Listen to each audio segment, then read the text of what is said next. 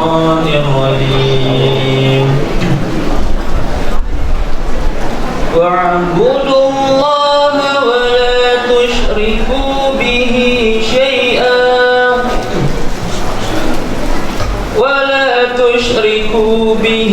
شيئا وبالوالدين إحسانا وبذي القربى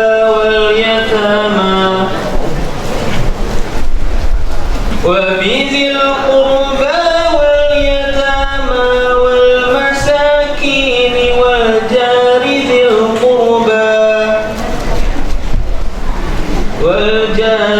القربى والجار الجنب والصاحب بالجنب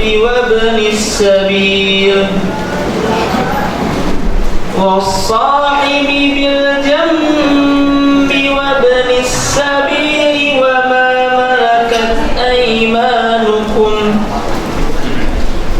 إن الله لا يحب من كان مختالا فخورا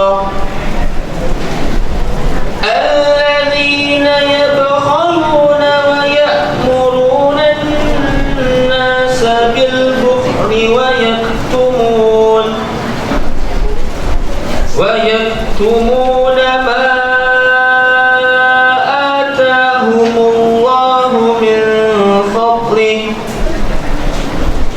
وأعتدنا للكافرين عذابا مهينا والذين ينفقون أموالهم رئاء الناس ولا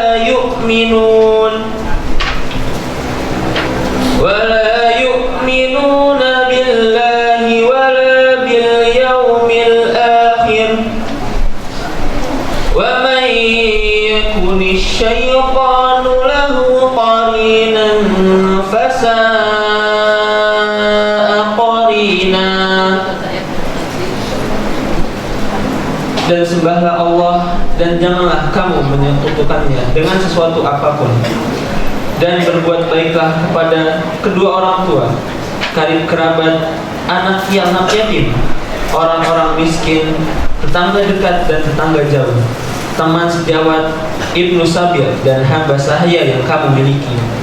Sungguh Allah tidak menyukai orang sombong dan membanggakan diri, yaitu orang yang kikir dan menyuruh orang lain berbuat kikir dan menyembunyikan karunia yang telah diberikan Allah kepadanya. Kami telah menyediakan untuk orang-orang kafir azab yang menghinakan, dan juga orang-orang yang menginfakkan hartanya karena dia kepada orang lain ingin dilihat dan dipuji, dan orang-orang yang tidak beriman kepada Allah dan kepada hari kemudian. Barang siapa menjadikan setan sebagai temannya, maka ketahuilah dia adalah teman yang sangat jahat. Assalamualaikum warahmatullahi wabarakatuh.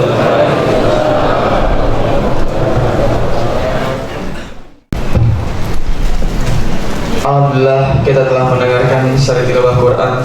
Semoga yang baca, yang mendengarkan, sampai yang menyimak, semoga mendapat pahala dan keberkahan dari Allah SWT. Amin.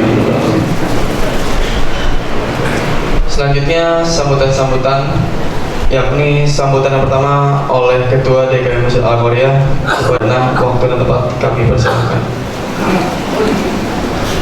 Assalamualaikum warahmatullahi wabarakatuh. Hamdan syakirin, hamdan yu'afin ya mazidan fi kulli lahzatin abadan adada khalqihi wa raja'a nafsihi wa zinata arshihi wa midada kalimatihi. Ashhadu an la ilaha illallah wahdahu la syarika lah, ilahan wahid wa rabban syahidan wa nahnu lahu muslimun.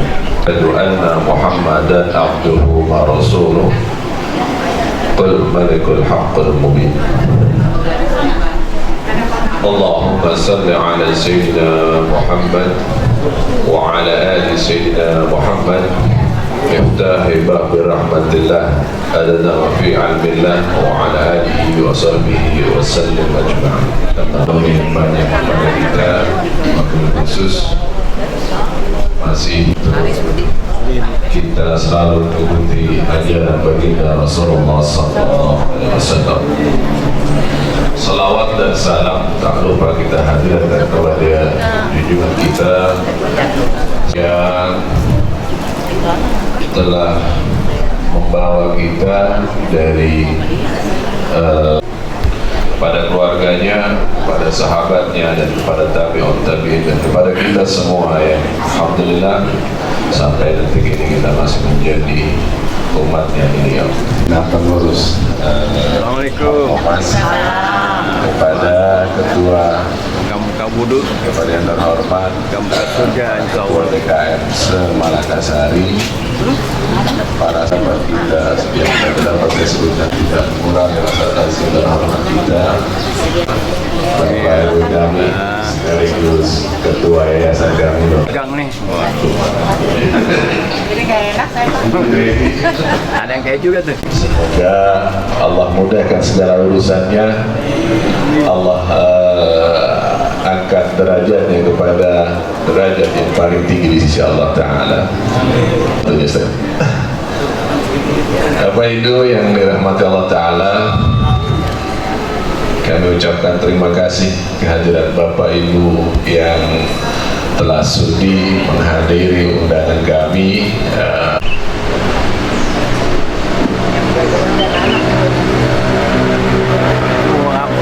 Ini apa tuh? Sip.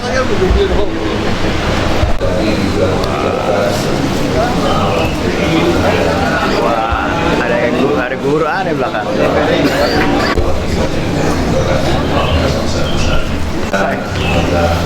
Orang jaga tata.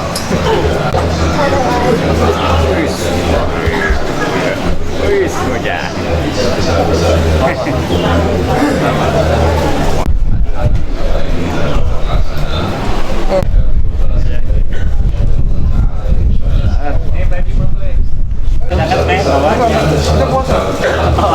Wabillahi taufiq wal hidayah wa afu bikum. Wassalamualaikum warahmatullahi wabarakatuh. Semua di belakangnya itu, masya Allah. Terima kasih kepada Bapak Sari, kepada Bapak Isi Di belakang, masya Allah. yang wakil dan tempat Bismillahirrahmanirrahim. Assalamualaikum warahmatullahi wabarakatuh. Alhamdulillah, alhamdulillah, wasyukurillah, segala puji bagi Allah Tuhan semesta alam, dan mari kita bersyukur pada Allah. Pada pagi hari ini kita masih diberi hidayah, iman, kesehatan, kesempatan. Salawat dan salam kepada Nabi kita Muhammad SAW. Allahumma shalli ala sayyidina Muhammad. Bapak, ibu-ibu, para jamaah semua yang kami hormati, alhamdulillah pada pagi hari ini kita bisa berkumpul di sini. Terima kasih atas kehadirannya. Yang Nurdin, Ustaz kita pada pagi hari ini akan menyampaikan kajian. Mudah-mudahan bermanfaat besar dan berpengaruh kita. Mari kita doakan Palestina mudah-mudahan menjadi negara yang merdeka nantinya. Jadwal dan menjadi tuan rumah pada pagi hari ini kami aturkan terima kasih kepada ibu-ibu, bapak-bapak, pengurus jamaah yang mempersiapkan segala sesuatunya. Mudah-mudahan bagian dari tidak ada yang banyak saya sampaikan. Pertama dari Forkomas ini saya menyampaikan adalah untuk minggu depan kansuling kita akan dilaksanakan insya Allah di Masjid Sabilul Huda. Usahanya agak lumayan ya. Mudah-mudahan kekompakan kita mencari ilmu, kita datang ke Taman Malaka. Taman Malaka seberang DKT. Ustadznya yang akan menyampaikan adalah Ustadz Haji Abu Umar Hikmatiar. Alhamdulillah sempat di tahunnya belum ada. Nanti yang ketiga ini udah bulan Juli ya, beberapa masjid udah menyampaikan sumbangannya. Kami ingatkan para DKM menyumbangkan di Forkomas untuk kegiatan-kegiatan di Forkomas. Sumbangan kita nggak banyak, hanya 140.000 per bulan. Mudah-mudahan masjid-masjid masih mampu lah. Saya lihat kas masjid di sini nih nggak lebih kurang nggak muflisin. Saya lihat saldo akhir 1.700.000. Saya lihat juga saldo akhir di masjid Al-Muflisin 3.700.000. Beda-beda dikit ya, hampir sama. Konsepnya Joko Karian juga ini. Joko Karian zero saldo. Ya, ini Pak Yakin, Pak Burhan ada. Pak Burhan minggu depan siap ya. Saya rasa mudah-mudahan kajian hari ini sangat bermanfaat dengan tema yang Palestina. Ya, nggak banyak yang saya mau sampaikan. Saya rasa terima kasih atas kehadiran bapak-bapak semua. Mudah-mudahan kita konsisten dalam kajian kasus kita. Mudah-mudahan makin banyak jamaah dan kita bawa anak-anaknya. Ya, terima kasih. Assalamualaikum warahmatullahi wabarakatuh. Pak Insinyur Haji Purnama Surya atas sambutannya. Para jemaah yang dirahmati Allah SWT, acara selanjutnya yakni akan disampaikan oleh Bapak Kiai Haji Amanuddin LCMM. Dengan segala hormat kepada Bapak Kiai Haji Amanuddin LCMM, waktu dan tempat kami persilakan. Assalamualaikum warahmatullahi wabarakatuh. Innal hamdalillah wa sallallahu wa sallimu ala Rasulillah wa ala alihi wa ashabihi wa man sara ala nahjihi ila yaumil qiyamah wa man ittaba'ahu ila yaumin la khullata fihi wa la syafa'ah. Asyhadu an la ilaha illallah wa anna Muhammadan 'abduhu wa rasuluhu la nabiyya ba'dah. Qala Allah ta'ala fi kitabihil karim wa ma zala qailan 'azima. A'udzu billahi samil 'alim minasy syaithanir rajim. Bismillahirrahmanirrahim. Inna Allah yuhibbul ladhina yuqatiluna fi sabilihi saffa ka'annahum bunyanun marsus. Amma ba'd. Bapak ibu-ibu yang saya hormati, wabil khusus Ketua Forkomas Bapak Insinyur Haji Purnama Surya. Biasa purnamanya terang, suryanya lebih terang, maka akan membawa terang benderang Forkomas ke depannya. Ini kan kalau dipimpin sama Bapak Insinyur Haji Purnama Surya. Di malam karena ada purnama, ada surya. Di akhirat dengan amal ibadahnya lebih terang lagi. Nuruhum yas'a baina aydihim wa bi aymanihim. Orang-orang beriman itu cahayanya dari depan, dari belakang, penuh dengan cahaya. Mudah-mudahan di Siratul Mustaqim ketika kita lewat, seluruh wajah kita, tangan kita akan mengeluarkan cahaya yang membuat Siratul Mustaqim jelas terlihat oleh kita. Disitulah katanya orang-orang munafik meminta cahaya kita, tetapi oleh Allah dihalangi, sehingga mereka tidak bisa melihat cahaya kita, tidak bisa mengikuti cahaya kita. Perkumpulan kita pada hari ini, tiap pagi ini, mudah-mudahan perkumpulan kita di surga nanti. Ketika salah satu kita tidak ada, jadilah kita tim syafaat pertama yang bersaksi di hadapan Allah Subhanahu wa Ta'ala bahwa teman kita adalah teman orang baik, teman orang saleh, orang-orang yang insya Allah akan memberikan kebaikan bagi generasi selanjutnya. Amin ya Allah ya Rabbal Alamin. Hadirin rahimakumullah. Sebelum saya lanjutkan, ingin mendoakan dulu ustadz-ustadz kita yang sudah almarhum, wabil khusus ustadz yang dari nol di sini, Ustadz Mamba, teman saya waktu di Libya yang sangat luar biasa. Beliau orang yang sangat soleh, orang yang sangat baik, yang sangat peduli kepada teman-temannya. Dulu saya juga pernah minjam uang ke beliau, gitu ya.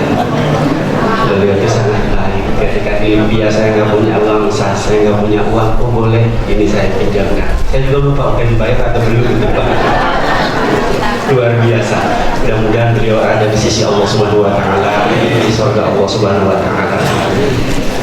Wa ala kulli niyatin salihah. Al-Fatihah. A'udzu billahi minasyaitonir rajim. Bismillahirrahmanirrahim. Alhamdulillahirabbil alamin. Arrahmanirrahim. Maliki yaumiddin.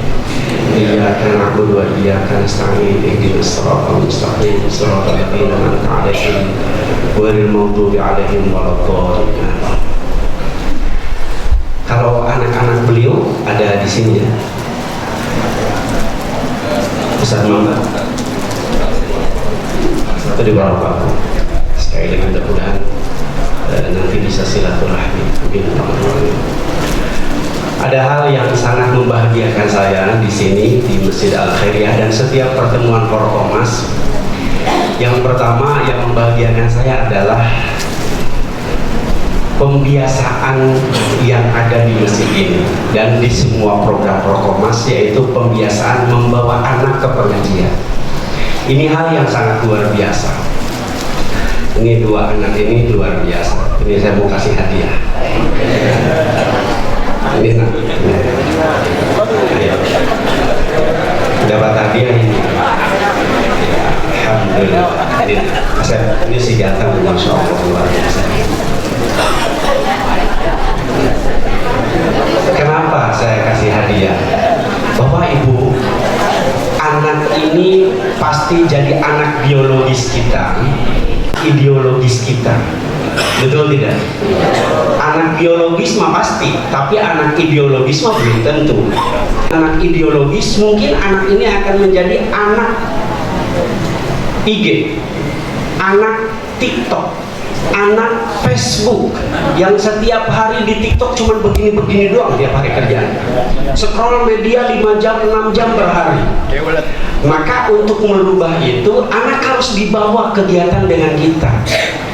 Doakan, saya sekarang sedang melanjutkan S3 di UIN Bandung.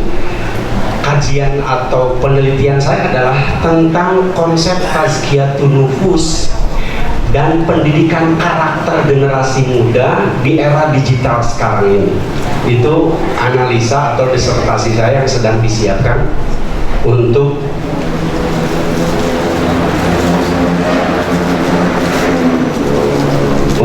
pendidikan S3 di UIN Bandung. Mudah-mudahan lancar. Nah, ini yang sedang dikaji. Maka salah satunya adalah anak itu harus diajak. Tidak boleh tidak diajak. Kita sholat, ajak.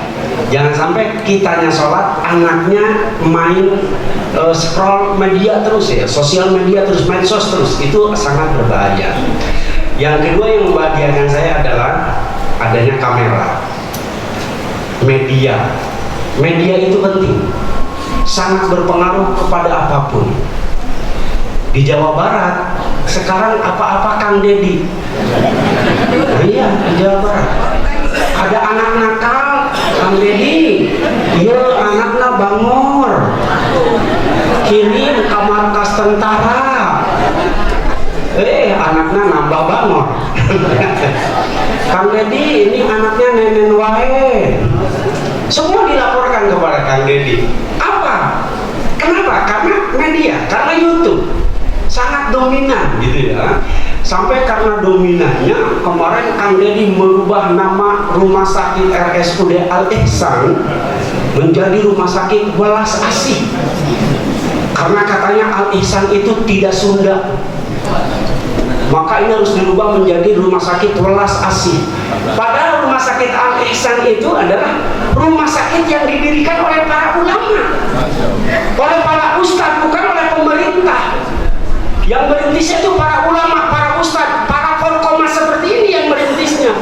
Tiba-tiba ketika beliau datang, karena kekuatan media yang sangat luar biasa, akhirnya dengan sangat gampang dirubah menjadi nama Welas Asih. Ini kan kenapa? Pengaruh YouTube, karena punya channel, pengaruh media. Maka kebaikan ini disebarkan bukan hanya di wilayah kita, tapi ke tempat lain. Gak apa-apa nanti semuanya punya akun YouTube, jadi YouTuber, jadi TikToker, gak apa-apa. Bu Haji Wati misalnya jadi TikToker, gak apa-apa. Menyampaikan kebaikan, karena semua sekarang di media itu sudah spesialis, semuanya spesialisasi. Hadirin rahimakumullah, saya sekarang sudah tidak di Al Jazeera lagi. Saya sekarang sudah mungkin di Subang, sudah fokus di Subang. Alhamdulillah, 4 tahun lalu mendirikan sebuah pondok pesantren namanya Pondok Pesantren Anibras. Sekarang muridnya sudah sekitar 500 santri, 250 putri dan 250 putra. Terima kasih kepada donatur, kepada yang wakaf, ya Bu Hajiwati dan semua teman-teman yang lain, bapak-bapak, ibu-ibu yang lain. Ibu Hajiwati wakaf di sana, tanahnya sekarang sudah menjadi asrama putra. Alhamdulillah di sana. Pahalanya insya Allah mengalir.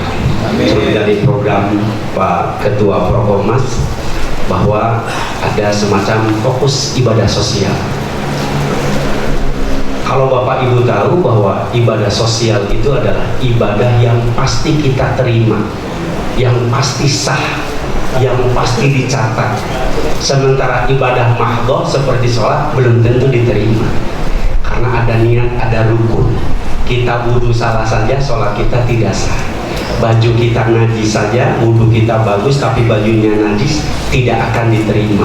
Tapi kalau ibadah sosial, sedekah, infak, wakaf, itu sudah pasti, tidak ada syarat apapun, pasti. Makanya 3 amalan yang tidak putus itu, dalam hadis lain 7 amalan yang tidak putus itu, tidak ada sholat, tidak ada puasa, tidak ada haji, tidak ada umroh. Ibadah haji, ibadah umroh, ibadah sholat, ibadah tahajud, ibadah duha, ibadah puasa, kita meninggal putus pahalanya. Tapi sedekah 1000, ibadah sosial 1000, sampai kapanpun tidak putus. Makanya yang 3 itu adalah sedekahun jariyah. Kedua, waladun sholih yad'ulah. Yang ketiga, ilmu yang bermanfaat. Nah, ilmu yang bermanfaat sekarang itu bukan hanya di masjid, tapi di media sosial. Dalam hadis lain sabun ada 7 pahala yang terus mengalir. Salah satunya adalah man 'allama ilman, siapa yang mengajarkan ilmu, ngajar Iqra di masjid, ngajar di Forkomas, ini man 'allama ilman. Yang kedua, man zara'a nahlan, yang menanam pohon. Yang ketiga, barang siapa yang mengalirkan sungai, bikin irigasi. Yang keempat, man bana masjidan. Yang kelima, man waratha mushafan, yang mewariskan mushaf untuk anak-anak tahfidz. Itu mengalir semuanya. Tidak ada yang sholat, yang puasa, yang umroh, yang haji, tidak ada. 7 ditambah 3, 10 amalan ibadah itu semuanya ibadah sosial. Maka jangan pernah mengecilkan peranan ibadah sosial untuk masa depan akhirat kita. Amin ya Allah ya Rabbal alamin. Bahkan dulu para sahabat saking ingin ibadah sosial yang besar, pagar saja disedekahkan. Ada seorang sahabat yang menghadap kepada Rasul, ya Rasulullah, saya hari ini tidak punya uang, terus saya mau sedekah pagar saja. Bagus, sini saya terima pagarnya. Ya, ini pagarnya dan di dalamnya ada 600 pohon kurma. Jadi yang disedekahkan pagarnya atau 600 pohon kurmanya? 600 pohon kurmanya, luar biasa. Mudah-mudahan jamaah Forkomas semuanya, mudah-mudahan ibadah kita, ibadah sosial kita semakin meningkat di sisi Allah Subhanahu wa taala. Bapak ibu-ibu yang saya hormati, kita sekarang pindah dari alam Pondokopi ke alam Palestina. Pindahkan ruh kita ke sana, otak kita ke sana, seolah-olah kita di Gaza. Tidak ada teh manis di pagi hari, tidak ada roti di pagi hari, tidak ada air putih di pagi hari, tidak ada ketenangan di pagi hari, tidak bisa mandi dengan air panas, tidak bisa ada AC yang sangat seliwir ke dalam diri kita. Tidak ada ketenangan, tidak ada jaminan, bahkan sedetik kemudian belum tentu kita masih ada. Kondisi yang sangat luar biasa. Kemarin itu saya ke TV1 beberapa kali bolak-balik Subang, terus ke TV1. Alhamdulillah ketemu kemarin dengan dokter Inyoman, dokter perempuan yang pernah ke Gaza dari Mercy, menceritakan kondisi hari ini di sana itu seperti apa, di Gaza itu seperti apa. Sebuah penjara yang sangat besar, semuanya serba tertutup, tidak ada akses masuk, tidak ada bantuan masuk, semuanya ditutup. Bahkan sekarang bantuan pangan pun tidak masuk, bantuan obat-obatan pun tidak masuk. ditutup total, diblokade total, sehingga dalam berita terakhir itu hampir sekitar 900 anak itu sekarang kelaparan, kekurangan gizi, kurus luar biasa. Anak-anak yang mungkin di kita dikatakan sebagai malnutrisi, ya, yang sangat kekurangan makan, kekurangan suplai makanan yang sangat luar biasa, apalagi obat-obatan. Dan jahatnya lagi orang Israel, penjajah Israel adalah seluruh badan PBB ditutup, UNRWA yang khusus untuk para pengungsi itu ditutup, operasionalnya ditutup. World Food Program WFP juga ditutup, WHO juga ditutup, semuanya ditutup kecuali harus melalui perusahaan mereka sendiri. Ada yayasan Israel, ada yayasan Amerika Serikat yang sekarang menghandle bantuan yang datang dari kita. Kalau bapak-bapak, ibu-ibu sekarang memberikan bantuan rupiah demi rupiah, itu harus masuk ke rekening Israel dulu dan dipotong 10-20% untuk membeli senjata untuk membunuh orang Palestina. Jadi buat apa kita nyumbang? Buat apa kita berdonasi? Kalau salah satu rupiah yang kita sumbangkan itu untuk membunuh anak-anak kecil Palestina, tidak ada gunanya. Harus lebih daripada itu.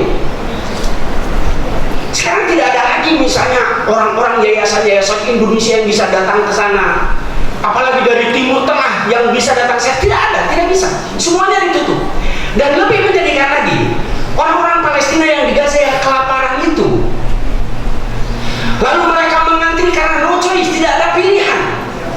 Tidak ada pilihan bagi mereka kecuali harus mengantri di bawah, di belakang yayasan Israel untuk membagikan makanan. Apa yang terjadi? Itu adalah jebakan maut yang sangat luar biasa. Ketika mereka mengantri, maka mereka akan ditembaki begitu saja. Setiap pagi seperti itu. Kita ngantri makanan, lalu ditembaki. Kita ngantri makanan, lalu ditembaki. Maka ada bahasa baru sekarang di Gaza. Kita bukan ngantri makanan, tapi ngantri untuk mati hari ini. Dan lebih menyedihkan lagi, tidak ada satupun yang bisa bertindak. Tidak negara Arab, tidak negara Eropa, apalagi negara-negara yang lain, termasuk Indonesia. Israel bebas melakukan apapun, Amerika bebas melakukan apapun, mereka berdua bebas melakukan apapun. Seluruh akses politik, militer, ekonomi yang kira-kira mengganggu eksistensi Israel dan Amerika di Timur Tengah akan dihabiskan. Pertama Gaza, oke, negara tetangga diam. Libanon jadi ancaman, disikat juga dihabiskan. Sampai pimpinan Hizbullah, Hasan Nasrullah, ditembak juga, dirudal juga. Suriah menjadi ancaman, ditembakin juga.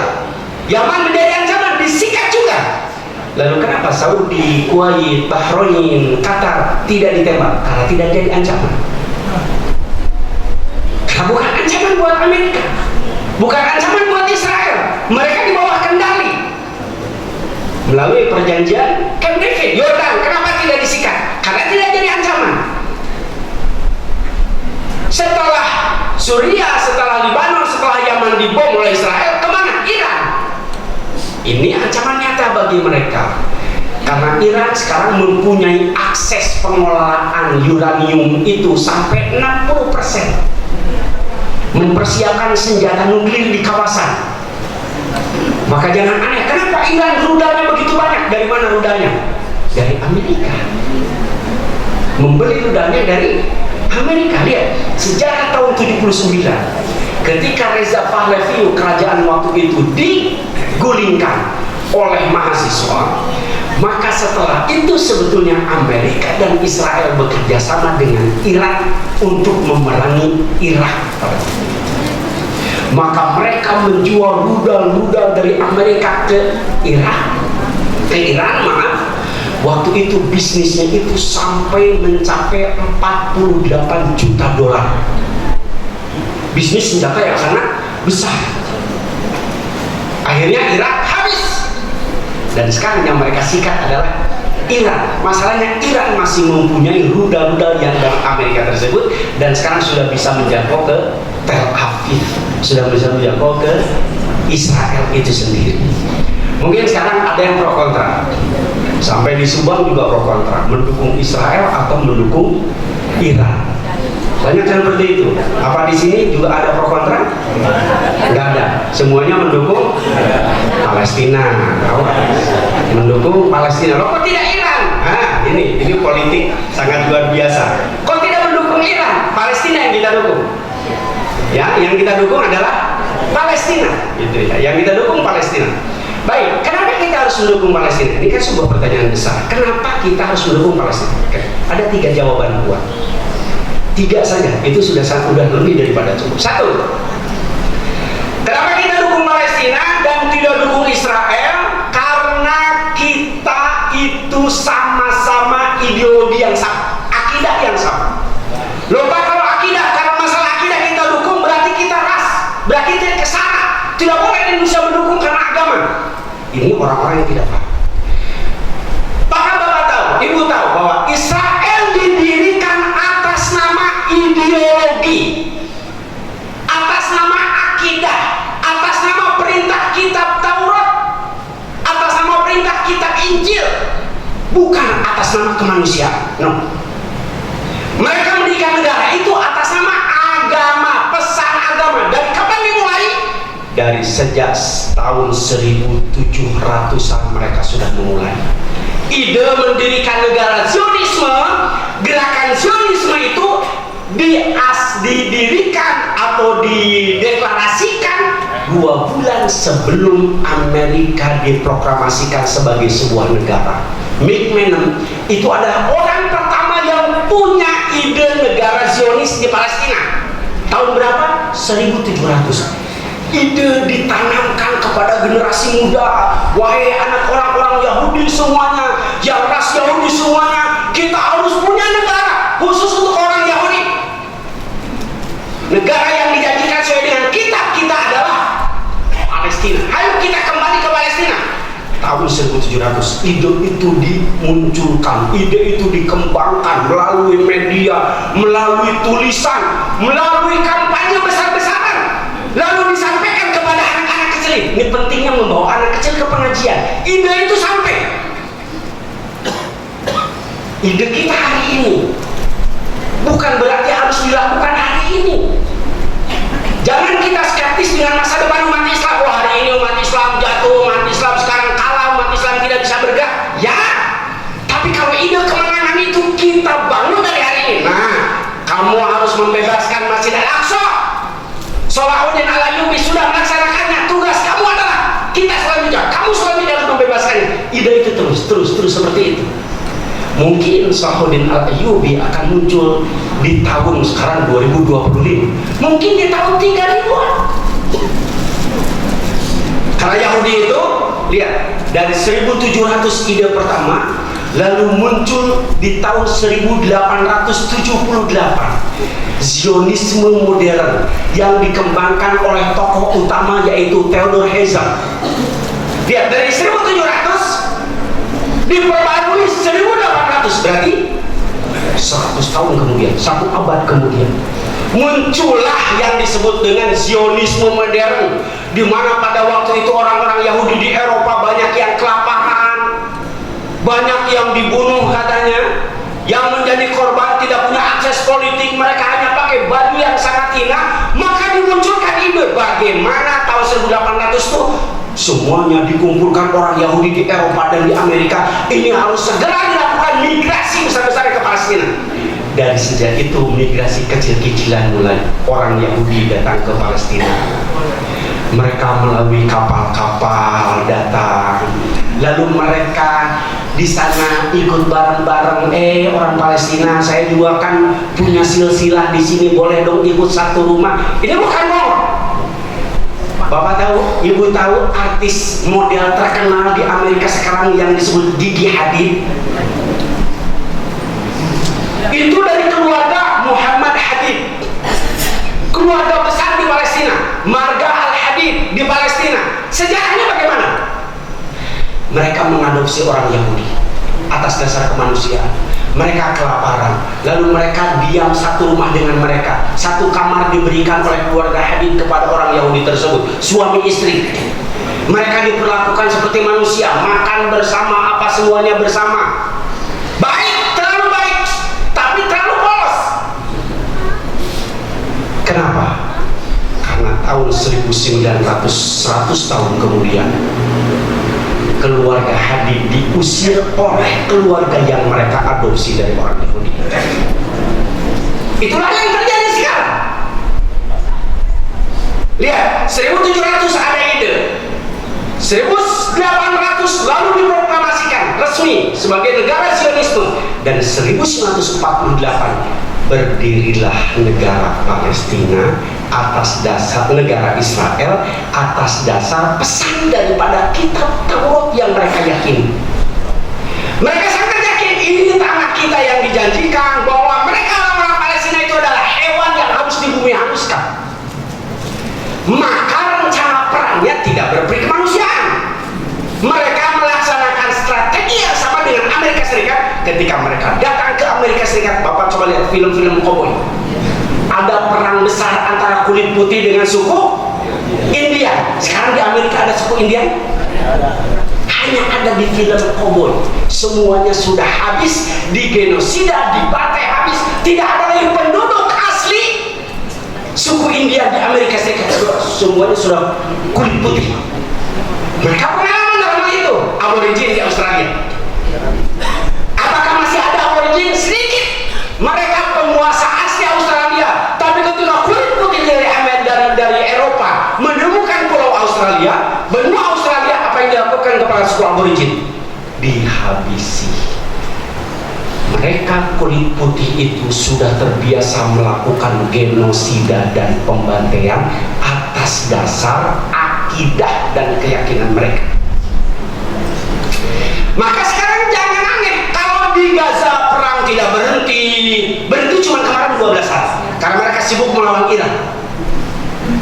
Lalu karena Irannya ternyata bukan tandingan mereka, mereka pikir bahwa Iran itu seperti Gaza, seperti Hamas yang rudalnya sedikit. Oh, Iran sebuah negara besar, mereka punya akses nuklir, mereka kerjasama dengan China, dengan Cina. GPS rudal Iran itu kenapa bisa sampai ke Tel Aviv, ke Israel? Rudalnya kenapa bisa nyampe? Padahal di Israel itu ada Iron Dome, sebuah teknologi anti rudal pertahanan udara Israel yang paling modern sampai saat ini. Indonesia aja kalau dirudal sama Singapura kita habis dalam 5 menit. Dalam 5 menit kita habis. Kenapa? Karena kita tidak punya pertahanan udara. Tidak ada punya pesawat anti rudal. Kita hanya punya F-16, itu pun sudah kuno. Kekuatan udara kita kalah sama Singapura.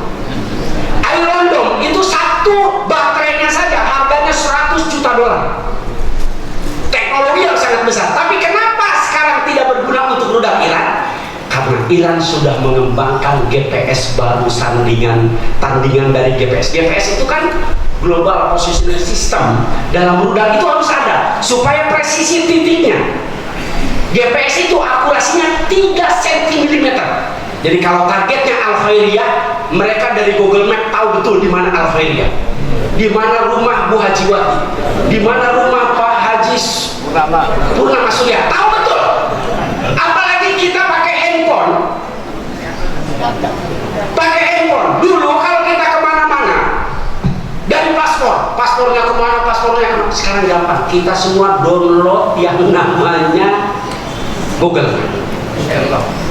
Sherlock itu Amerika akan tahu di mana Ananuddin secara persis titiknya. Maka suka ada laporan di Google, Ananuddin bulan ini kemana saja. Ini Pak, ke sini saja, ke Al-Khairiyah saja nanti akan ada laporan. Maksudnya apa? Kemarin Direktur Rumah Sakit Indonesia di Gaza, Dr. Marwan, persis di kamarnya, rudalnya masuk ke kamarnya di situ. Kenapa? Selama orang itu menggunakan WhatsApp, menggunakan Gmail, menggunakan Google di sini titiknya persis akurasinya. Nah, GPS itu global positioning system itu akurasinya 3 cm, paling meleset 3 cm. Lah kalau 3 cm melesetnya itu ya mati juga. Tapi Cina mempunyai teknologi baru, yaitu Baidu. Baidu akurasinya 1 cm. Maka GPS biasanya rudal-rudal Iran itu kalau masih pakai teknologi GPS, oleh Amerika dan Israel GPS-nya dimatikan. Maka akhirnya rudalnya tidak bisa meledak, tidak bisa sampai karena tidak bisa dikendalikan, remote-nya tidak bisa dikendalikan. Akhirnya 2015 Iran bekerja sama dengan Cina mengganti GPS seluruh rudal Iran.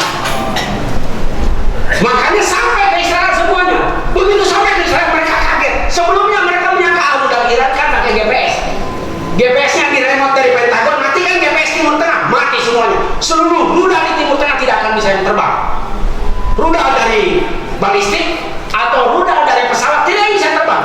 Saudi F-35-nya banyak, tapi pilotnya dari Amerika. Kuncinya di Amerika. Lalu bisa ngebom tidak? Tidak, karena pakai GPS. Iran pintar. Mereka ganti pakai Baidu. Dengan Baidu mereka akurasinya lihat. Israel semuanya di bawah ancaman. Semuanya. Termasuk semua markas-markas militer yang ada di Timur Tengah dalam ancaman. Karena itu akhirnya dalam 12 hari, oke berhenti, gencatan senjata. Ini ide senjata-senjata dari Iran atau dari Trump? Dari Trump. Kenapa? Oh, dalam ancaman Israel, maka kalau perang berlanjut, ini bahaya Israel. Sekarang mata uang Israel terjun bebas, ekonomi Israel terjun bebas, penduduk Israel sekarang pada kabur. Orang Iran ada yang kabur tidak? Tidak. Kenapa? Orang Iran, orang Islam, orang Gaza, orang Palestina yang mereka cari kematian. Sementara orang Israel ketika mereka pindah dari Israel mereka mencari kehidupan. Yang mencari kehidupan akan kalah dengan orang yang pasukan berani mati. Hamas berani mati? Ayo ke Palestina.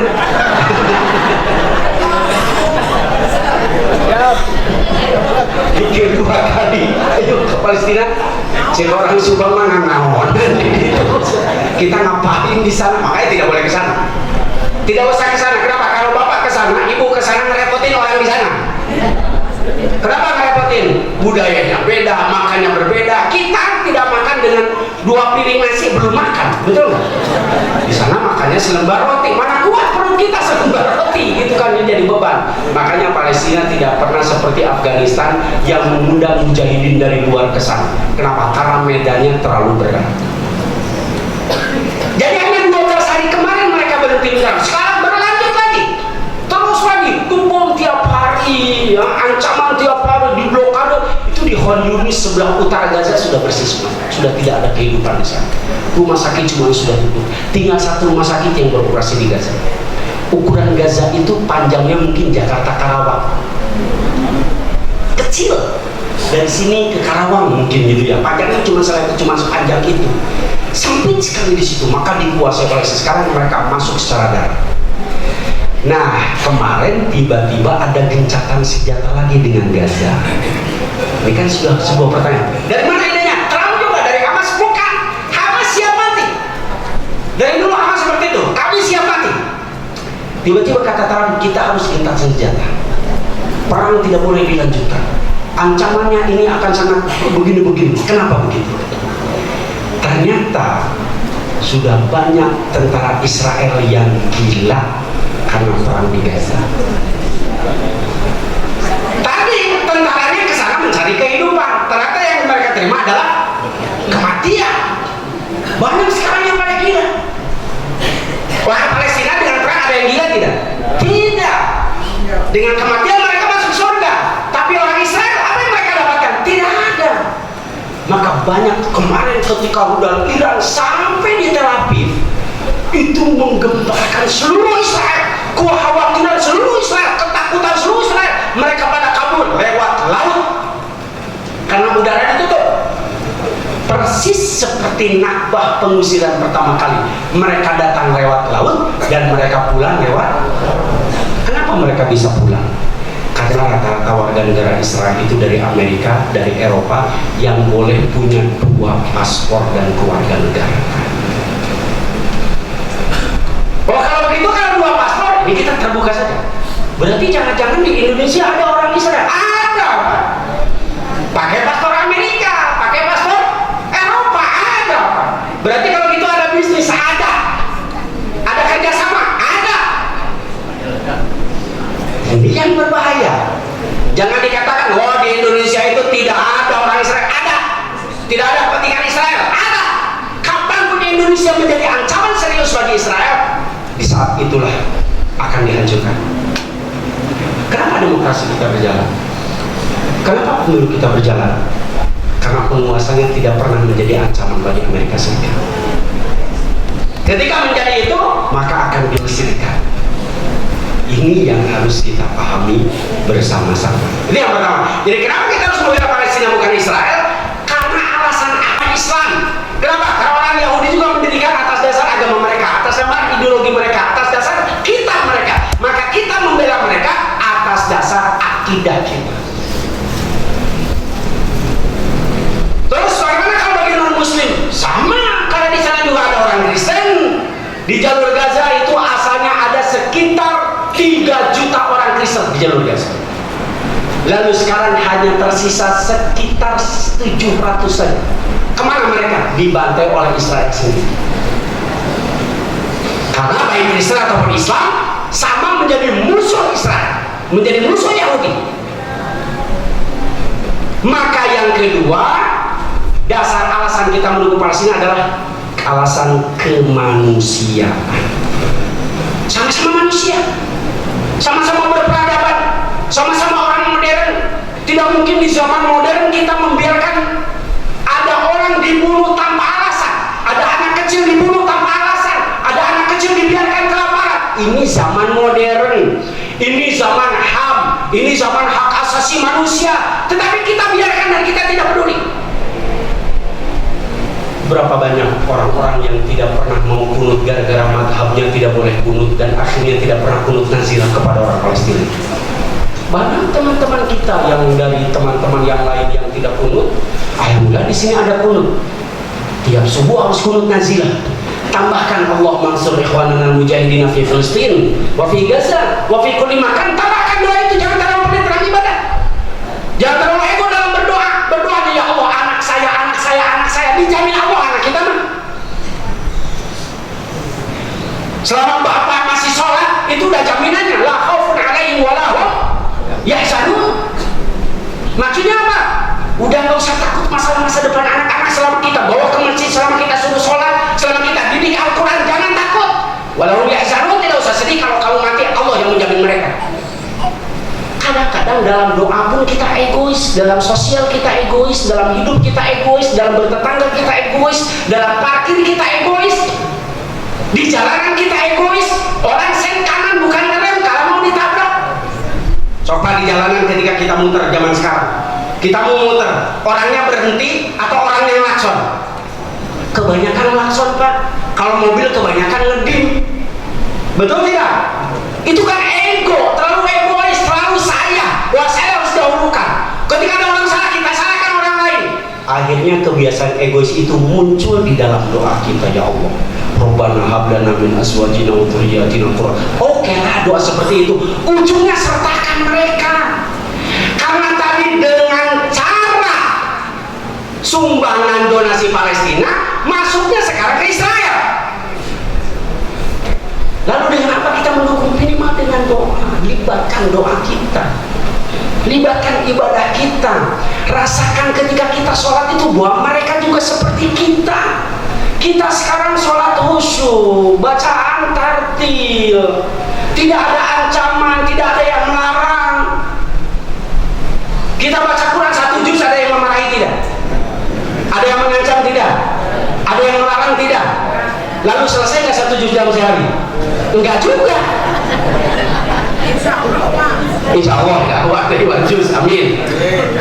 Di Palestina tidak sempat, tapi mereka masih sempat membaca Al-Quran. Dalam kelaparannya anak-anak kecil seperti ini mereka murojaah.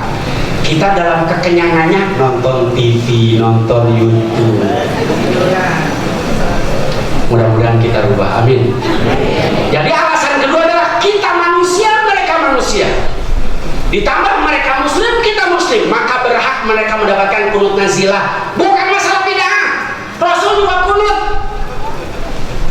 Tidak kunut nazilah gara-gara bid'ah. Habis sholat tidak boleh doa. Bid'ah juga. Tidak harusnya doa.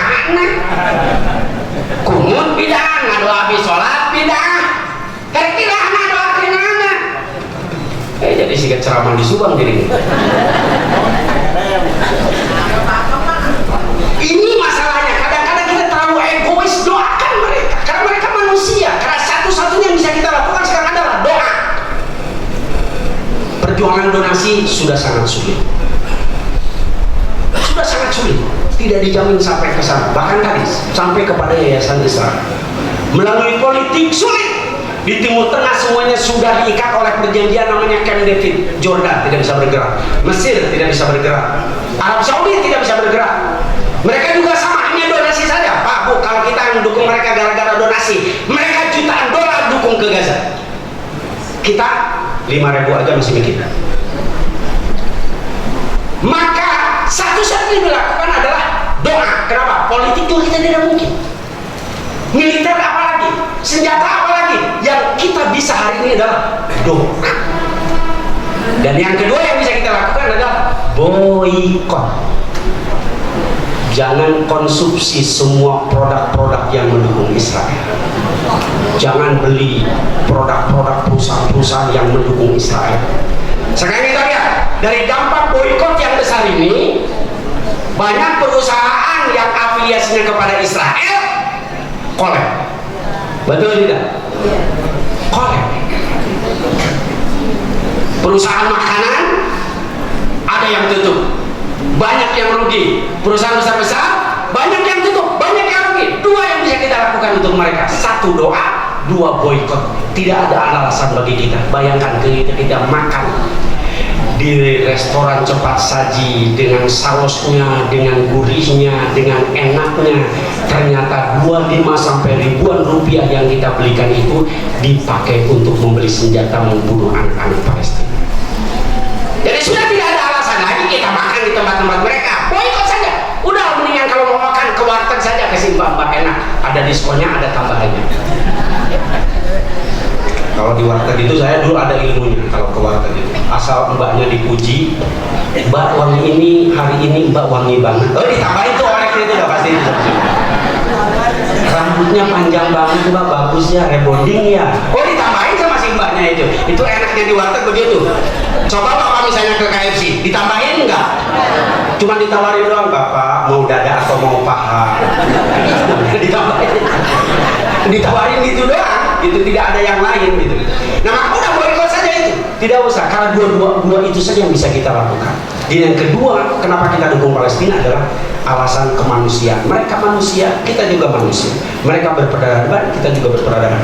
Kenapa? Karena kalau kita diam tidak melakukan apapun, yang terjadi adalah genosida terhadap suku Indian yang ada di Amerika, dan sejarah itu banyak yang terulang. Pengalaman kadang menjadi pijakan kebijakan yang akan datang. Pengalaman Amerika sudah menggenosida, membantai seluruh Indian, maka mereka juga tidak segan-segan membantai seluruh orang Palestina. Wah, aku biarin aja, sekarang begitu, biarin aja orang itu di Palestina jauh kepada kita. Mereka kan di Palestina, tangannya dijanjikan oleh Tuhan. Ya sudah, biarkan saja, kan kita tidak akan terjadi pada kita.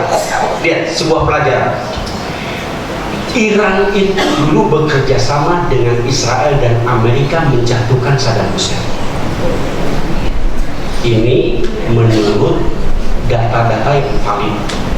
Bagaimana Saddam Hussein itu dihancurkan oleh 3 negara itu. Intel-intel yang memberitahukan tentang kondisi Irak itu adalah dari Iran. Iran merasa waktu itu, yang dihancurkan kan Irak, bukan saya. Maka dibiarkan, informasi diberikan. Sekarang siapa yang disikat? Iran sendiri. Ini ibarat harimau besar yang melobi kerbau putih dan kerbau hitam dan kerbau merah. Maka kata si harimau itu, kerbau, berpisah kalian. Yang saya mangsa itu hanya si putih ya, si hitam si merah, kamu aman, diam saja. Maka si hitam dan si merah ini akan bukan saya, biarkan saja si putih yang dimakan.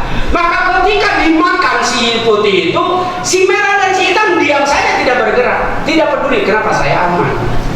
Si putihnya habis, harimau masih lapar. Mana yang diincar? Si merah. Tapi dia kampanye kepada si hitam, jangan ikut campur. Yang saya makan adalah si merah, si hitam aman. Si hitam diam saja, itu kan bukan saya yang dimakan.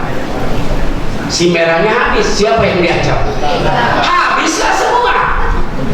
Taktik seperti itu yang sedang digunakan di Timur Tengah, dan kita jangan terjerembab kepada taktik tersebut. Sekarang kampanyenya banyak, urusan Indonesia aja banyak. Di sini aja harus banyak yang diurusin, banyak yang miskin, banyak yang sengsara. Kenapa kita urusin Palestina?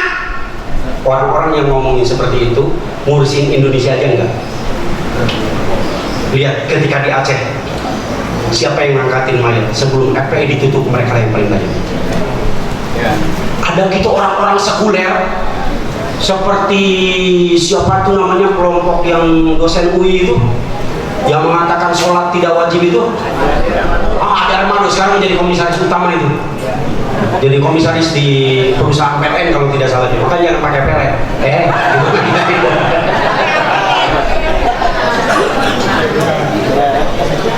Apakah ada Armando tidak ngangkat mayat yang peduli di Aceh?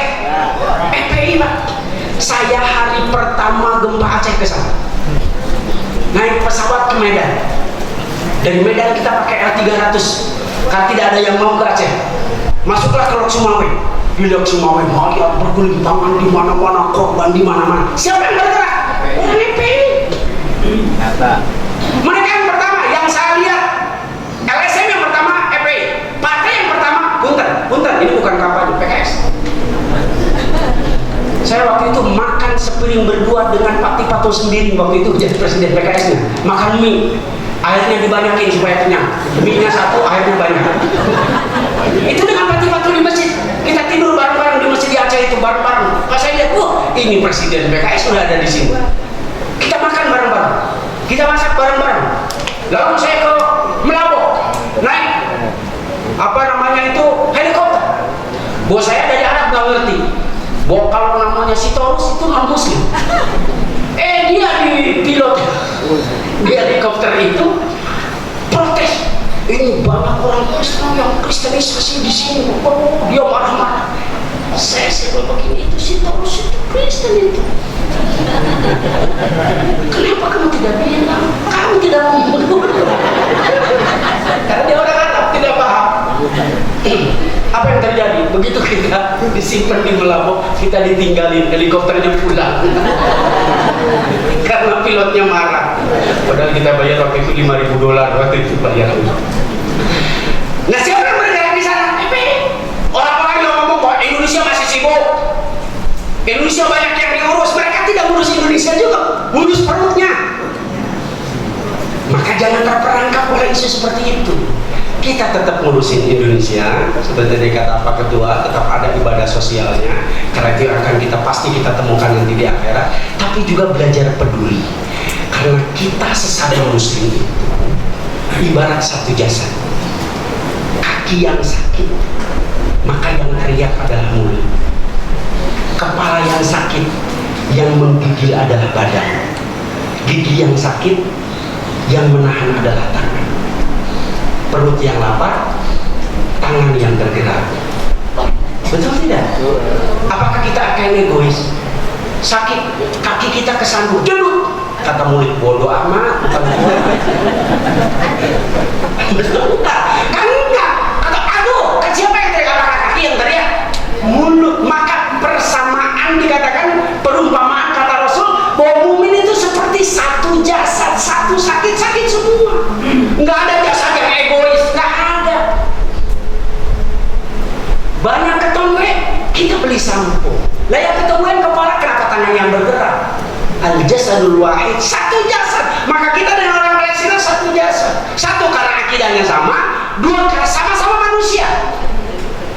Sekarang di Indonesia itu lebih banyak yang peduli kepada kucing daripada kepada manusia. Ibu-ibu, saya lihat tuh di Bintara, ibu-ibu tiap pagi mau kerja bawa makanan kucing. Selain di situ kucing. Ada tetangga saya yang rumahnya penuh dengan kucing. Tetangganya yang yatim tidak peduli. Makanan kucing dia penuh. Saya nggak protes. Saya tanya, Pak, kalau Bapak nanti meninggal yang tahlilnya kucing dong. Ini bagi yang tahlil ya, bagi yang tahlil ya. Nanti yang doanya kucing, nanti yang gotongnya kucing, nanti yang mandinya kucing. Oh kan Rasul tuh suka kucing, kata siapa? Mana hadisnya? Sahih tidak hadisnya? Rasul tuh yang jelas suka anak yatim. Betul tidak? Kucing dipiara, anak yatim diantar.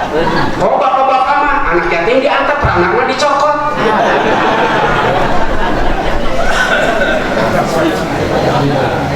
Kita sama kucing peduli. Oh ketika kemarin ada kucing yang ditembak mati sama ini, polisi ada turun tangan, betul nggak? Sampai siapa itu yang membunuh kucing itu berbahaya, tidak boleh pergi kucingan, gitu kan ya? Wah itu berbahaya sekali, itu tidak peduli kepada hewan. Manusia dibantai kita diam saja. Kamu ini manusia atau kucing? Manusia kelaparan dibiarkan, tetangga kelaparan makanya lu kerja. Tetangga tidak bisa bayar SPP makanya lu kerja. Kadang-kadang kan kita begitu. Ini terutama di Betawi. Kadang-kadang di Betawi itu sama saudara saja, kalau kaya disirikin, kalau miskin disyukurin. Betul nggak? Kita datang sama abang, bang bantuin dong. Lu sih kagak kerja, lu nurut sama gua lu. Orang minta bantuan dinasehatin, po. Dia butuh bantuan bukan butuh nasihat. Makanya datang juga jangan dimarahin. Akhirnya ujungnya tetap dikasih, tapi sakit hatinya udah membunuh. Dikasih sih pinjemannya 2 juta, sebenarnya nggak dikembaliin ya. Tepat waktu, lu tadi janjinya jauh, wah udah marahnya kemana-mana. Lebih baik sodako atau lebih baik minjemin uang? Sodako atau minjemin? Pahala yang paling banyak sodako atau minjemin? Salah, minjemin. Makanya orang juga minjem, dia butuh.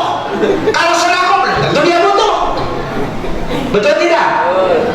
Tapi Pak, kalau minjemin itu lebih capek nagihnya daripada minjemin. Makanya ngasih gitu Pak. Kalau saya ada yang minjem duit, berapa lu butuh? 1 juta. Alah 1 juta mah susah nih, gua ngasih 500 aja ya. Kan nggak usah ditagih kalau ngasih tuh, apa betulnya? Gua punya 200 tapi gua ngasih, nggak ngutangin. Ya orang juga ya udah deh nggak apa-apa daripada kagak dapet gitu kan. Kagak dapet, udah ada 200 jadi deh. Baik, itu masalahnya bagaimana kita merasakan apa yang mereka rasakan. Sekarang kita dengan begitu mudah, begitu datang teh manisnya, betul?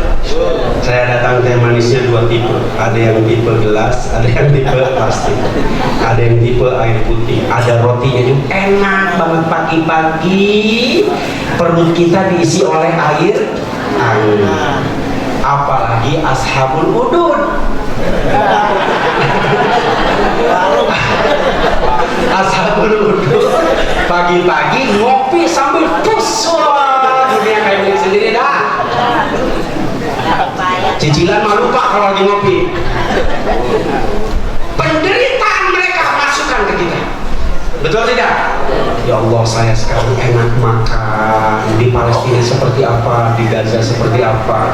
Itu kemarin tuh ketika dengan dokter Indira itu dari MERS pada nangis di studio di TV One. Ketika beliau cerita itu nangis semuanya, menceritakan bagaimana mereka itu begitu dekat anak-anak Palestina ketika dioperasi.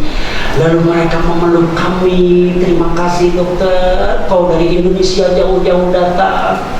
Sementara dokter-dokter di Arab, di negara-negara tidak ada yang datang, tidak ada yang peduli kepada kami. Itu dipeluk, mereka dokter-dokter dipeluk. Itu juga operasinya dengan sangat luar biasa karena sudah tidak ada lagi obat bius. Persiapannya, perlengkapan kedokteran juga sudah sangat terbatas sekali. Sedih kita mendengarnya itu. Kita ketika pun dioperasi masih ada anestesi. Bagi orang yang frustasi, lebihin aja anestesinya. Biar pingsan gitu kan ya. Masya Allah. Nah ini berarti bagaimana kita manusia? Jasad satu jasad. Makanya tadi ayat yang saya bacakan adalah Innallaha yuhibbul ladzina yuqatiluna fi sabilihi saffan ka'annahum bunyanum marsus. Bunyanum marsus. Kita berjuang dalam satu barisan, dalam satu komunitas seperti Forkomas ini, jangan berjuang sendirian. Kenapa? Kenapa kita harus ada di satu jamaah? Jangan berjuang sendirian. Karena kerbau di hutan yang dimangsa oleh harimau adalah kerbau yang sendirian, bukan kerbau yang dari berjamaah. Betul tidak? Rusa yang dimangsa adalah rusa yang berlari beda arah dengan jamaahnya, dengan kelompoknya. Maka kalau kita sendirian, itulah yang pertama kali dimangsa oleh Yahudi. Kalau kita tidak berjamaah, tidak ada di Forkomas, itulah korban pertama Yahudi. Bagaimana korban pertama Yahudi? Ini warna apa? Coklat. Ini warna apa? Oke. Yahudi bagaimana mengorbankan orang-orang yang berjuang sendirian? Ini coklat, ini putih. Oke. Begitu saya angkat, ini coklat, ini putih. Oke. Ini warna apa? Putih. Putih. Putih. Oke. Satu hari masih coklat. 2 hari, 3 hari akan berubah menjadi putih. Ketika pun kita sebagai orang tua tetap ini adalah coklat, maka anak kita terancam akan mengatakan ini yang sedang terjadi sekarang.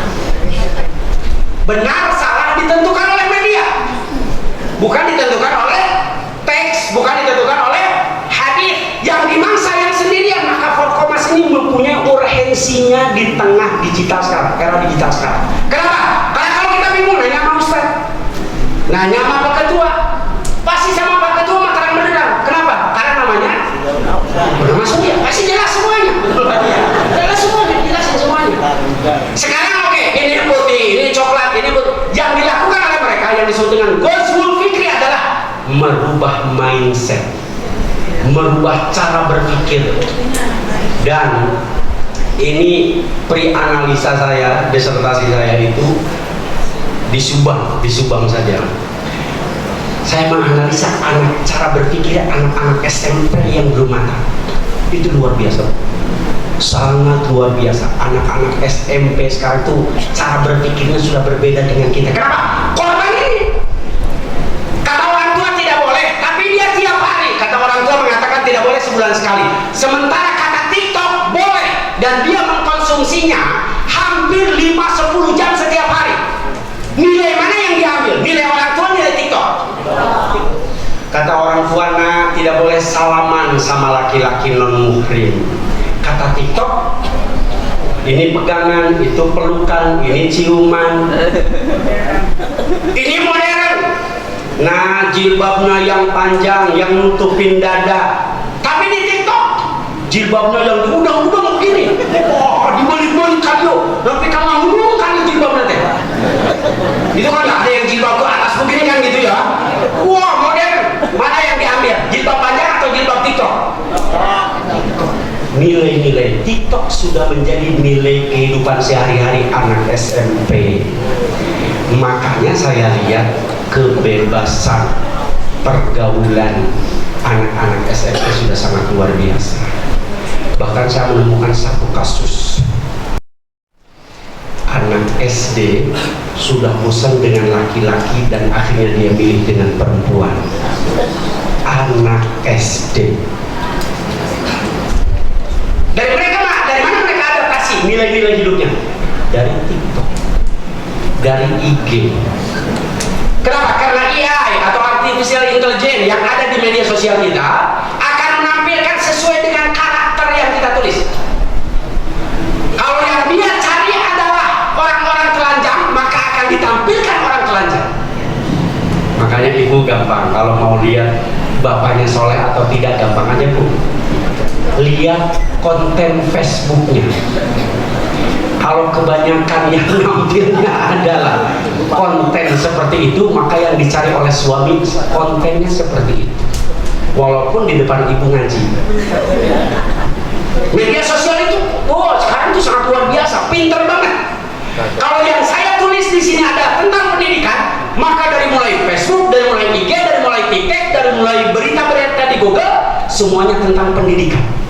Saya suka mencari tentang pendidikan karakter, pendidikan guru, belajar mengajar, guru dengan AI. Bagaimana guru bisa mengajar, mengembangkan dirinya. Maka yang muncul di handphone itu berita-berita seperti itu, konten-konten seperti itu.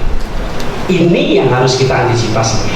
Kita masih menganggap ini coklat dan ini putih, tapi anak kita belum tentu, cucu kita belum tentu. Makanya di permulaan tadi saya bilang, dia anak biologis kita, belum tentu anak ideologis kita. Maka harus ada usaha bagaimana mereka anak ideologis dan mereka anak biologis. Ketiga, alasan ketiga, 5 menit lagi karena sudah 1 jam setengah. Lanjut. Satu lagi, saya berikan satu lagi. Ini harus semangat. Saya aja dari Subang semangat. Malam saya dari Subang menembus hutan, menembus jembatan. Jam 10 malam saya jalan. Bayangin, hutan belantara saya tembus demi Forkomas.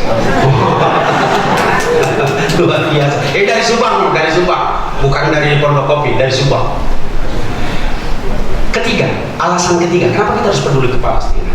Alasannya adalah konstitusi kita mengatakan seperti itu, bahwa penjajahan di muka bumi harus dihilangkan, harus dihapus. Undang-undang dasar kita mengatakan seperti itu. Itu di permulaannya, di awalnya, seluruh bentuk penjajahan harus dihapus. Maka kalau ada orang Indonesia yang mendukung Israel, mendukung Amerika, lebih baik pindah ke Israel saja. Kenapa? Karena tidak sesuai dengan undang-undang. Kemarin Putri Indonesia dari Papua, awas ini, Papua ini banyak mendukung Israel, di Maluku banyak mendukung Israel. Kenapa? Ideologinya sama. Lah orang Islam karena ideologinya sama tidak mendukung pula. Akhirnya dia dicopot dari Putri Indonesia. Kenapa? Karena melanggar Undang-Undang Dasar Indonesia. Undang-undang sudah mengatakan seperti itu, ditambah dengan faktor kemanusiaan, ditambah dengan faktor akidah. Dari mana lagi kita tidak peduli ke Palestina? Dari mana lagi kita tidak menjadikan mereka bagian daripada hidup kita, bagian daripada keyakinan kita, bagian daripada ibadah kita, bagian daripada keseharian kita? Harus dilibatkan. Sesekali kita bisa berwisata ke sana melalui YouTube. Lihatlah sejarahnya, pelajarilah sejarahnya, pelajari kenapa Yahudi itu begitu kuat. Karena mereka mentransfer idenya itu tidak berhenti di orang tua. Ide di kepala itu ditulis, lalu ditransfer ke anaknya, anaknya ke cucunya, cucunya ke tetangganya, tetangga ke temannya, ke sekolahnya, ke kekuasaannya, ke pebisnisnya. Akhirnya semua dalam satu frekuensi, dalam satu pemahaman. Jadilah satu pemahaman, bahwa orang Yahudi harus kembali ke Palestina. Semuanya satu pemahaman. Sekarang jangan pernah skeptis dengan masa depan. Wah, udahlah umat Islam akan kalah. Lalu sekarang aja Arab Saudinya diem, Kuwaitnya diem, Qatarnya diem. Woi, jangan pernah skeptis, harus selalu optimis. 100 tahun kemudian saya yakin akan muncul pemimpin Islam dari Indonesia. Amin. Harus dibarengi dengan usaha bagaimana seperti Bapak membawa anak. Nah, Masjidil Aqsa itu punya kita, itu saja. Apa bukti punya kita? Lihat dalam Al-Quran. Subhanalladzi asra bi'abdihi laila minal masjidil haram ila masjidil aqsa. Kalau lagi Masjidil Aqsa rata, tidak ada, sudah dihancurkan. Artinya apa? Satu ayat Al-Quran sudah dihapus. Lalu Allah akan nanya, Purnama oleh pimpinan dihisapnya pertama kali. Serius? Berarti ya pimpinan pertama kali yang dihisap Pak Purnama, Masjid Al-Aqsa hilang. Apa peran Bapak? Saya nggak bisa apa-apa, malaikat tabok. Oh iya, lihat dalam kasus Nabi Ibrahim alaihissalam ketika dibakar oleh api oleh Raja Namrus, ada dua hewan yang sama-sama berusaha dan berpihak. Burung pipit dengan pelatuknya yang kecil, dia mengambil air mematikan api yang begitu besar. Diketawakan oleh cicak yang niupin api supaya nambah besar. Pertanyaannya, apakah cicak meniupi api akan berpengaruh? Tidak. Apakah burung pipit mengambil air akan memadamkan api? Tidak. Lalu kenapa mereka tetap berpihak? Kita berusaha. Karena kita berusaha. Ini harus ditambahin kayaknya. Ini karena sudah menjawab dengan bagus. Kayaknya uang sholat saya harus diganti sama Pak Ketua ini kayaknya. Ayo, ini nah, ini ditambahin buat yang penting berusaha ini. Nanti pesantrennya di Anibras ya. Karena sudah dapat 70.000. Oh, Anibras itu walaupun baru 4 tahun. Kemarin ngeluarin alumni yang pertama lulus di Al-Azhar Mesir Kairo. Luar biasa, itu lulusan pertama. Bayangin lulusan ketiga, keempat, kelima ke Madinah itu. Kemarin umroh saya yang terakhir itu saya ke Universitas Islam Madinah, main-main ke sana, ketemu dengan profesor di sana, dengan teman-teman di sana. Dan kalau dari Anibras mau ke sana, ayo kita bisa bantu bagaimana bisa kuliah di Madinah. Luar biasa. Kemarin baru meluluskan ke Al-Azhar itu 1 orang sebagai langkah awal, alhamdulillah. Sampai di mana tadi? Usaha. Lihat burung pipit saja. Hanya dengan pelatuknya diejek sama cicak, nggak mungkin mati apinya. Orang kamu cuma burung pelatuk segini doang, bagaimana matiin api Nabi Ibrahim? Apa jawaban burung pipit? Saya tidak tahu. Saya tahu air yang saya bawa tidak akan mematikan api itu, tidak akan mendinginkan api itu. Tetapi minimal Allah mencatat di mana saya berpihak. Dengan siapa saya berada. Saya dihisab dengan Nabi Ibrahim atau dengan Raja Namrus? Kita dengan kunut nazilah minimal keberpihakan kita kelihatan. Dengan siapa kita berada? Dengan Palestina atau dengan Israel misalnya? Dengan siapa kita berpihak? Kita dihisab dengan siapa? Dan kita akhirnya bisa mengatakan, apa yang kamu lakukan terhadap Masjidil Aqsa, membela Masjidil Aqsa? Ya alhamdulillah sebagai ketua saya memanggil Ustaz Anan menerangkan tentang di Gaza. Ahsanta mumtaz, bagus, excellent. Dah ke surga sana. Surga langsung balik. Karena ada usaha penyadaran publik seperti ini yang dilakukan oleh Theodore Herzl, ini yang dilakukan oleh McMillan di Amerika Serikat, oleh Balfour. Siapa itu Balfour? Dia adalah Menteri Luar Negeri Inggris yang memberikan surat jaminan orang-orang Israel, orang-orang Yahudi untuk migrasi ke Palestina tahun 1920-an setelah Turki Utsmani hancur.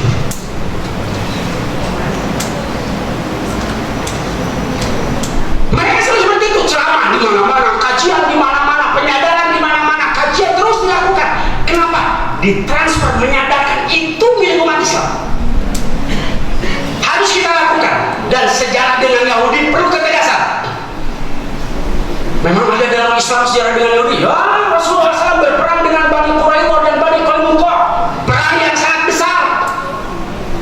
Asalnya mereka perjanjian, lalu bertani, menggarap petani Rasulullah SAW. Sawah-sawah Rasulullah umat Islam digarap sama mereka. Lalu mereka berkhianat, usir, perangi. Akhirnya diusir semua.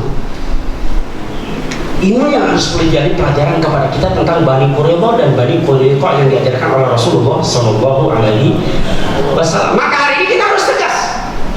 Ya, kita juga harus mentransfer. Undang-undang kita menyatakan seperti itu, berarti itulah penjajahan. Hapuskan, singkirkan. Sebetulnya harusnya tahun ini Israel itu hancur.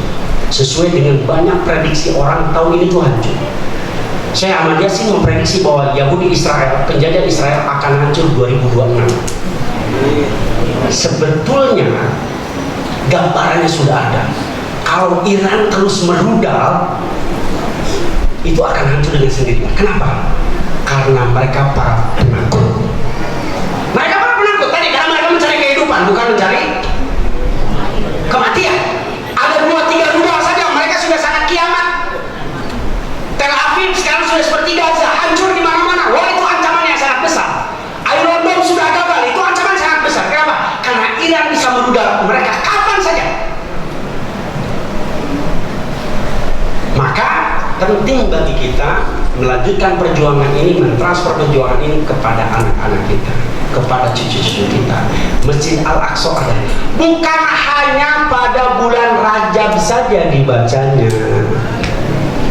Rajaban dibaca, tidak Rajaban lupa. Kayak kita sayang sama anak yatim cuman ketika Muharram saja. Setelah itu sayangnya sama ibunya, bukan sama anak yatim. Enggak, seluruhnya harus terus-menerus kita sayang kepada mereka. Maka sekali lagi, mari kita tanamkan 3 alasan itu. Kenapa kita peduli sama Palestina? 1, ideologi, Al-Quran mengatakan seperti itu, hadis mengatakan seperti itu. Yang kedua, mereka manusia yang harus kita bela. Mereka sama-sama manusia, dan libatkan mereka dalam kehidupan kita sehari-hari. Ya, berwisatalah kita ke sana. Dan yang ketiga, undang-undang kita menyatakan seperti itu. Bapak Ibu hadirin rahimakumullah, mudah-mudahan di sini tiap hari bisa doa kunut nazilah, amin. Ketika pun kita berdoa menyendiri, libatkan mereka dalam doa kita. Doa yang sangat sederhana sekali. Allahumma ansur ikhwanana al-mujahidina fi Filistin wa fi Gaza wa fi kulli makan. Langsung ditutup pakai doa. Allahumma shalli ala sayyidina wa habibina wa syafi'ina wa karimina wa dhurina maulana wa sahabati rasulillah amin ya Allah alamin. Alhamdulillah rabbil alamin, hamdan yuwafi ni'amahu wa yukafi mazidah. Ya rabbana lakal hamdu wa lakal syukru kama yanbaghi li jalikal karim wa 'azimi sultan. Allahumma inna nas'aluka ridhaka wa jannata wa na'udzu bika min sakhatika wan nar. Rabbil alamin as-salihin. Rabbi ij'alni muqima as-salati min dhurriyyati rabbana wa taqabbal du'a. Allahumma barik lana fi awladina wa dhurriyyatina wa azwajina wa طلابنا وطالباتنا ولا تضرهم ووفقهم لطاعتك وارزقنا برهم ربنا اغفر لنا ذنوبنا ولوالدينا وارحمهم كما ربونا صغارا اللهم انصر من نصر الاسلام والمسلمين واخذل من خذل الاسلام والمسلمين اللهم لا يقبل الكافرين والظالمين والحاسدين والشاكين واليهود والنصارى واليهود الملعونين برحمتك يا ارحم الراحمين اللهم اعز الاسلام والمسلمين اللهم اعز الاسلام والمسلمين اللهم اعز الاسلام والمسلمين واهلك الكافر المشركين وعلي كلمتك الى يوم الدين انك على كل شيء قدير اللهم انصر اخواننا المجاهدين في فلسطين اللهم انصر اخواننا المجاهدين المؤمنين في فلسطين اللهم انصر اخواننا المجاهدين المؤمنين والمستضعفين في فلسطين وفي غزه وفي كل مكان وفي اندونيسيا انك على كل شيء قدير ربنا لا تجعلنا فتنة للذين كفروا واغفر لنا ربنا إنك أنت العزيز الحكيم ربنا آتنا في الدنيا حسنة وفي الآخرة حسنة وقنا عذاب النار سبحان ربك رب العزة عما يصفون وسلام على المرسلين والحمد لله رب العالمين. الفاتحة.